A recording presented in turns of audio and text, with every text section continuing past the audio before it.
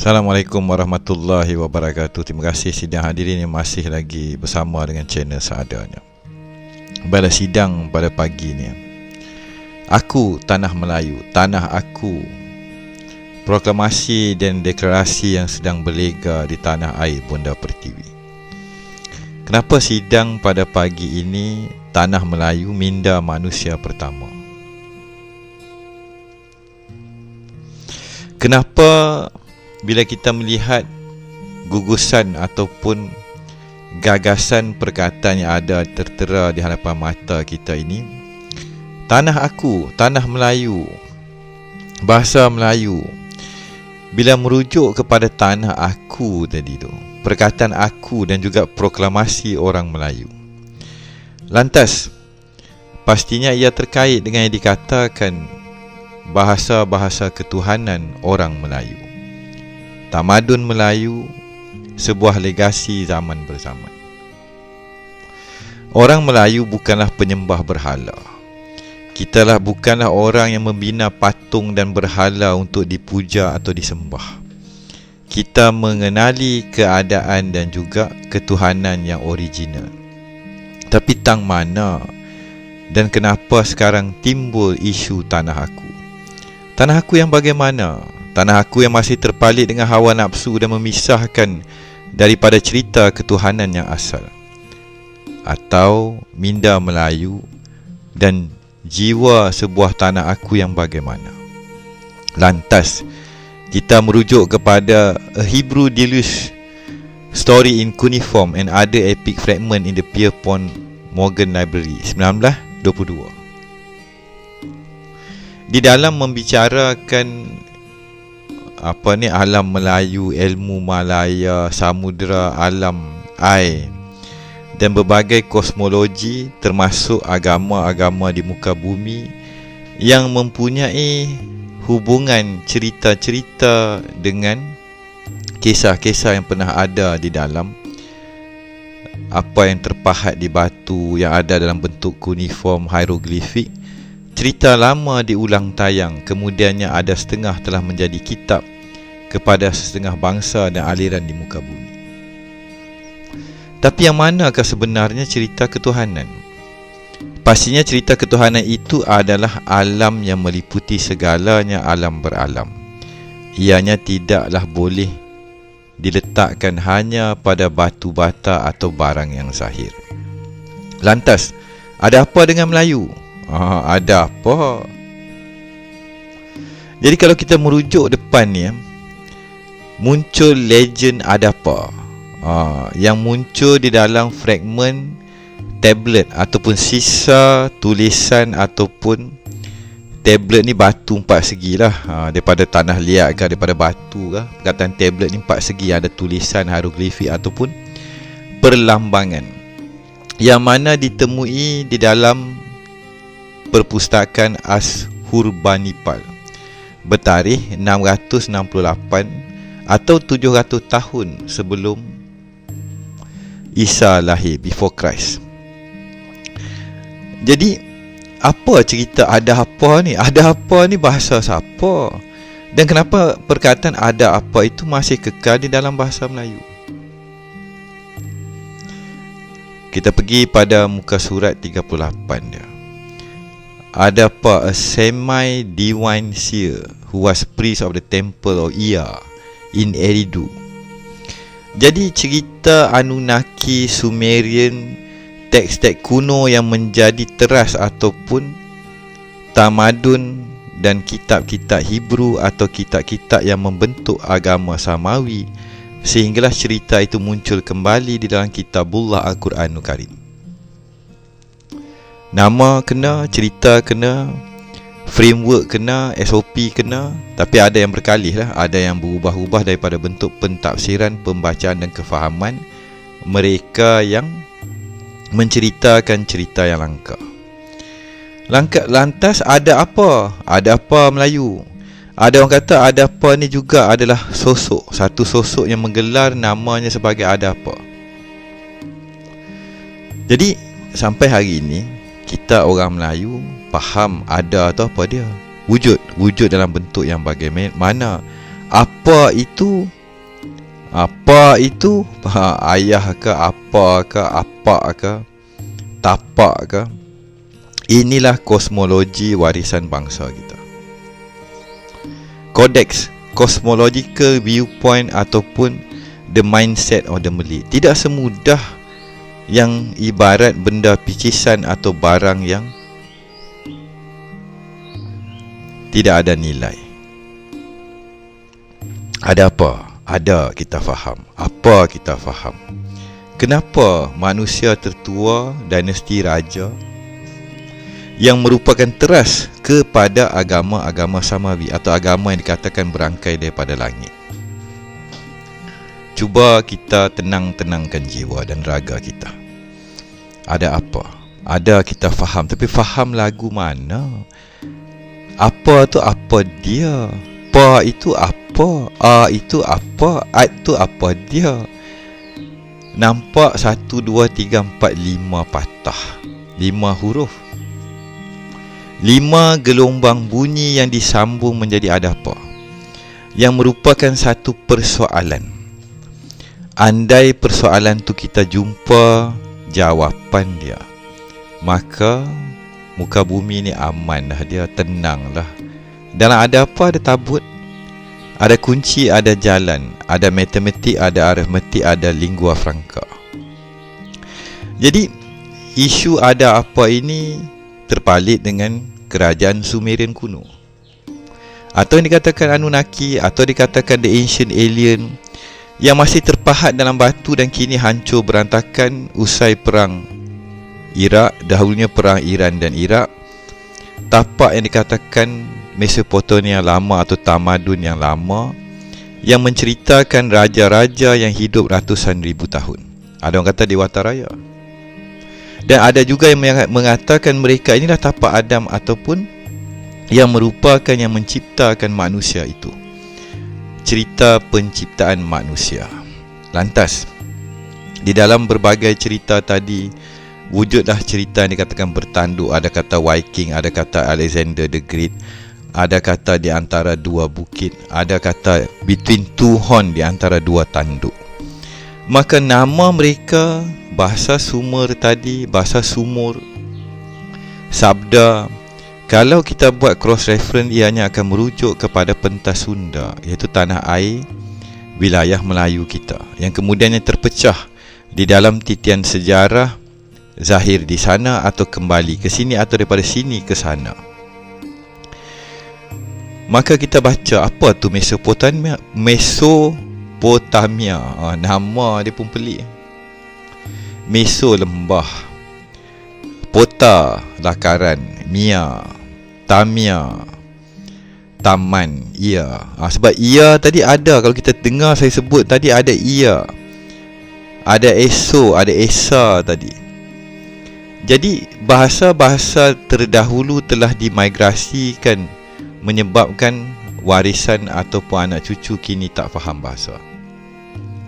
Jadi kalau kita baca lah teks mereka tu lagu mana, cradle ataupun tapak. Cradle ni dia kata tempat bayi lah. Bayi yang menjadi daripada kecil diletakkan, dia tidur, masa tu dia tak boleh berjalan lagi kan. Ada orang kata crib, the cradle of civilization. Tamadun atau tapak bercambah dengan wujudnya tamadun manusia dahulu kala membawa kepada sini. The fertile alluvial plain between the Tigris and Euphrates. Tapi ini cerita mereka di sana yang membabitkan tamadun atau wilayah Akkad ataupun Akkadian tadi. Jadi perkataan ia, esa, ilahi dan akad, perjanjian, ada yang diangkat, ada diturunkan, ada perjanjian di atas langit, di alam sebelum kita disarungkan pakaian berjasa ini. Maka berbagailah pentafsiran daripada tapak tamadun manusia pertama yang ada di tengah-tengah padang pasir. Tapi di wilayah Nusantara, kita tinggal tak sampai setahun, hutan banat naik lah kan. Mana kita nak cari tapak kita yang lama. Tetapi kalau kita tengok daripada Satellite dan juga infrared, kita tahu tempat tu kat mana. Jadi ini adalah kisah 5,000 tahun, 5,000 year before Christ. Kenapa Isa menjadi titik fokal kepada dunia barat dan tamadun kita pada hari ini? Kerana kebanyakan agama ataupun bahan sejarah berkisar warisannya Hebrew kuno ataupun Yahudi tadi, dan juga ketika kebangkitannya agama Kristian membawa kepada zahirnya ayat-ayat Quran yang dinyanyikan, kalam-kalam Allah yang tidak dikatakan tidak boleh diubah dan dijamin tidak boleh diubah. Maka ada apa? Ada apa Tuhan Anu, si Anu kan, Anu tu lagu tu lah dia kan. Jadi bahasa-bahasa Sumerian, kalau kita tengok nombor 10 tu, CB2, C2, CB2, CB-Su, bahasa-bahasa yang masih kekal di dalam jiwa raga sebuah bangsa dan wilayah Melayu suatu masa dahulu, dan kitalah warisan bangsa yang tua dan tamadun yang tua ini.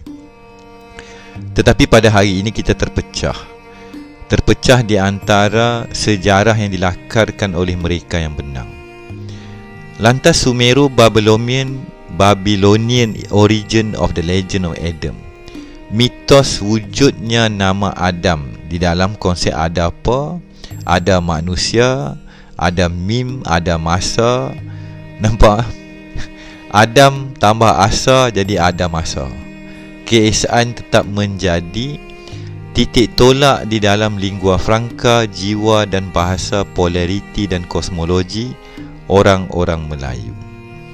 Kenapa cerita Adam ini dirujuk sebagai titik munculnya cerita Adam ataupun bapa kepada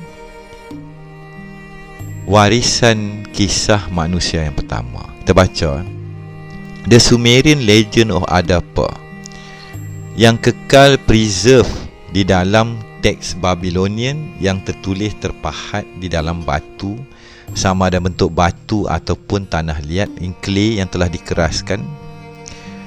Semitic mitologi Semitic Sumerian Sumur atau yang merujuk kepada titik awal munculnya manusia dan cerita manusia di muka bumi ini. Berlaku kesamaan di antara tamadun, bahasa, budaya, sejarah dan legenda Hebrew Yahudi yang menjadi titik teras kepada Taurat, Zabur, Injil, Song of Solomon, Tanah, dan kemudiannya menjadi kesinambungan kepada kitab Injil, dan cerita itu muncul kembali di dalam kalamullah Quran, Al-Quranul Karim atau Furqan yang Rasulullah SAW bawa, dan kita orang Melayu adalah beragama Islam. Jadi kisah Adapa, nama yang mencerminkan suatu kodeks formula dan matematik aritmetik yang juga mempunyai jawapan dan jalan yang terang, luar dan nyata kepada bangsa Melayu. Kita faham. Mereka tak faham sebab tidak ada dalam jiwa dan raga mereka. Lantas inilah yang telah menjadikan dunia kita pada 2023 hari ini, bila digandingkan dengan sejarah 100,000 tahun. Jadi kalau sekarang tu before Christ BC, ini Temporal Regulatory Authority timeline.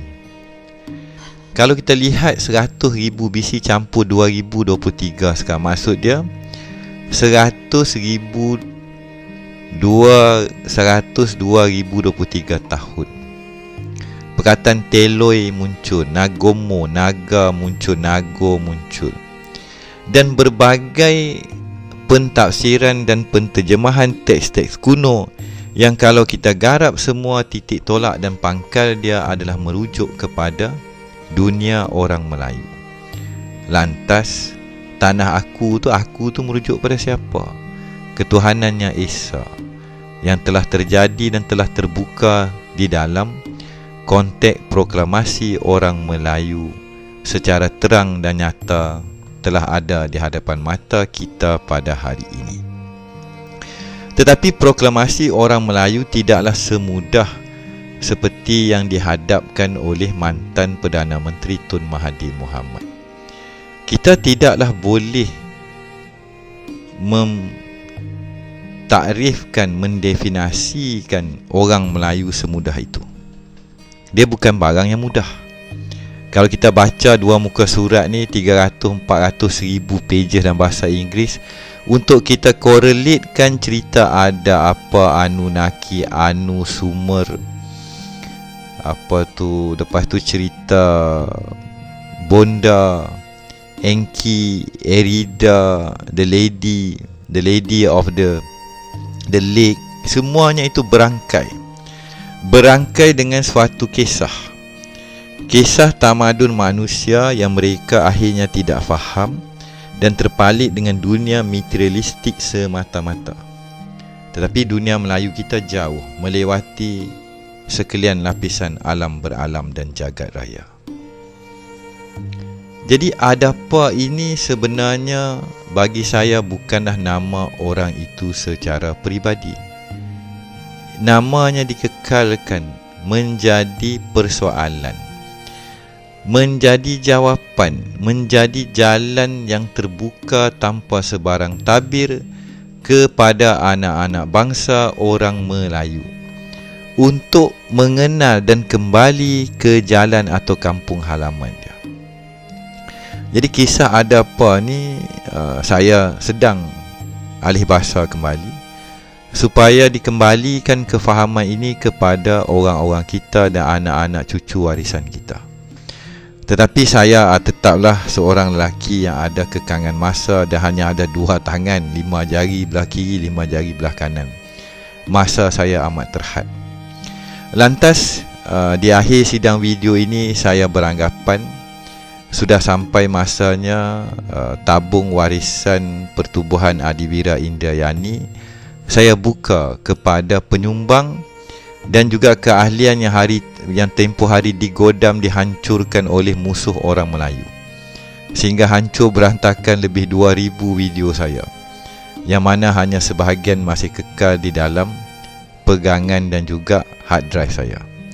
InsyaAllah perjuangan ini akan saya teruskan, tetapi di atas kekangan masa dan juga kederat, orang boleh kata kederat kan.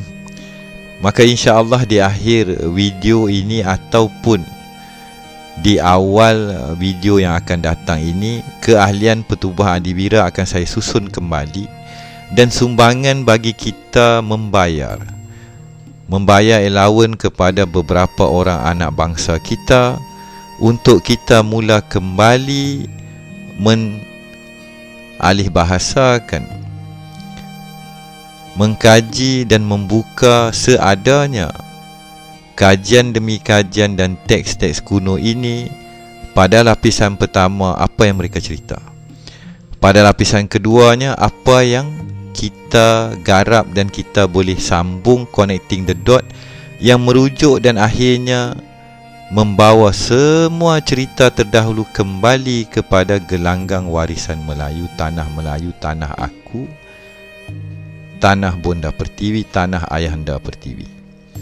Jadi inilah di antara berbagai kerja dan juga kajian yang sedang saya jalankan sendiri. Tapi kerja seorang lebih mudah andai ada ramai lagi yang membantu. Tetapi adat manusia, perlulah kita menyediakan dan memberi kefahaman secara berterusan dan kekal abadi.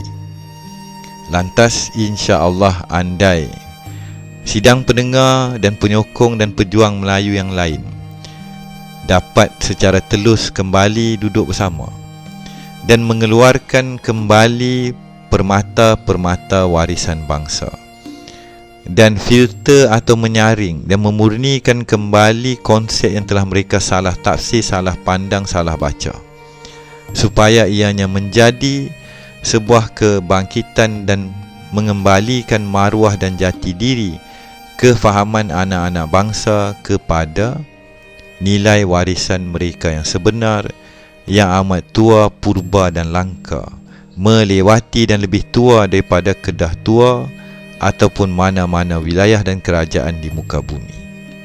Insya-Allah, saya berpandangan bila masa benda ini berjaya diselaraskan, maka pengkaji-pengkaji dapat bergabung daripada semua pertubuhan ke pergerakan ke, kembali kepada wilayah keilmuan yang ada kewarasan, ada frame, ada rangka yang bisa membina semula kutub kanah bangsa kita yang telah hilang ditelan di zaman. Perjuangan ini tidaklah boleh kita harap kepada pemegang amanah ataupun mereka yang klaim sebagai kepimpinan Melayu yang ada pada hari ini. Sejak sebelum merdeka sehinggalah pada hari ini, kepimpinan orang Melayu lebih suka pakai baju kuning. Tetapi di manakah pembelaan? Di manakah keadilan dan kerja kepada bangsa ini yang mereka tabur dan bina? Mereka tidak peduli sama sekali. Bila mana mereka tidak peduli, inilah yang telah berlaku. Di sebalik gaji mereka yang mahal, nama, tahta dan kewangan yang membuatkan mereka membeli beratus-ratus kereta mahal, membuatkan mereka mempunyai tanah, malah ada di kalangan mereka menjual tanah air kepada bangsa asing, sehingga tanah itu pun diisytiharkan hak milik kekal. 99 tahun pun gaib ditelan di zaman. Kekal abadi sampai hari kiamat. Bolehkah kita jual tanah air Bonda Pertiwi kita ni kepada pihak luar sampai kekal abadi? Ini tak masuk akal. Maka kehilangannya dan tidak ada kepertanggungjawapan, dan mereka hanya mengguna pakai nama Melayu dan tidak membela, membina, malah membangunkan atau mengembalikan jati diri, semangat dan keilmuan Melayu ini. Terang dan nyata siapa mereka. Sudah terang lagi bersuluh.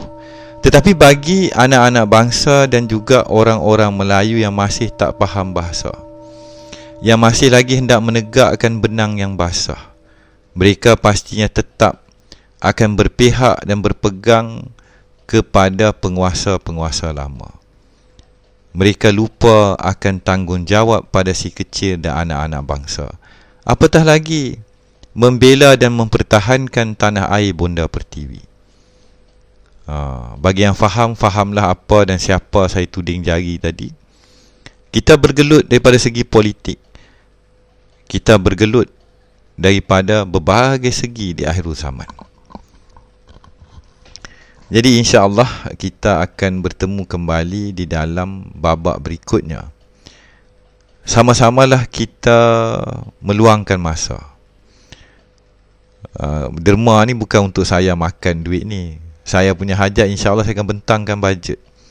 Semoga sumbangan ini dapat membayar gaji, membiayai anak-anak bangsa yang sudi berkhidmat, meluangkan masa translate, correlate, korelasi, decoding, dan akhirnya mengembalikan maruah anak-anak bangsa kepada kedudukan yang sepatutnya. Sudah sampai masanya kita akur dan kita mengakui kita sudah tidak ada pembela sejak sekian lama. Maka perlulah kita membela diri kita. Kita sendiri membela diri kita, dan kita mengutip kembali sisa-sisa cebisan permata leluhur kita. Kerana di ketika ini kita sudah tidak ada kepimpinan. Wayang mereka amat kuat. Kekayaan mereka amat kaya. Sejak sebelum mereka dah kaya, dah kongsi tol dengan perampok-perampok yang menjajah dan merampas harta dan khazanah tanah air Bonda Pertiwi. Maka di sebalik tabir tadi, pada setiap hari akan lahir anak-anak bangsa permata warisan bangsa Melayu. Apakah nasib yang bakal menimpa mereka? Andai kita masih buta, masih menyembah, malah mengabdikan diri dan berharap pada kepimpinan yang telah terang nyata telah khianat telah berdusta, merampas dan mengkayakan diri mereka sendiri, dan tidak pernah ada di dalam hati mereka membela, membangunkan, apatah lagi menyucikan tanah air daripada musuh-musuh bangsa, agama dan tanah air. Kita bakal bertemu kembali. Wabillahi taufiq wa hidayah. Assalamualaikum warahmatullahi wabarakatuh.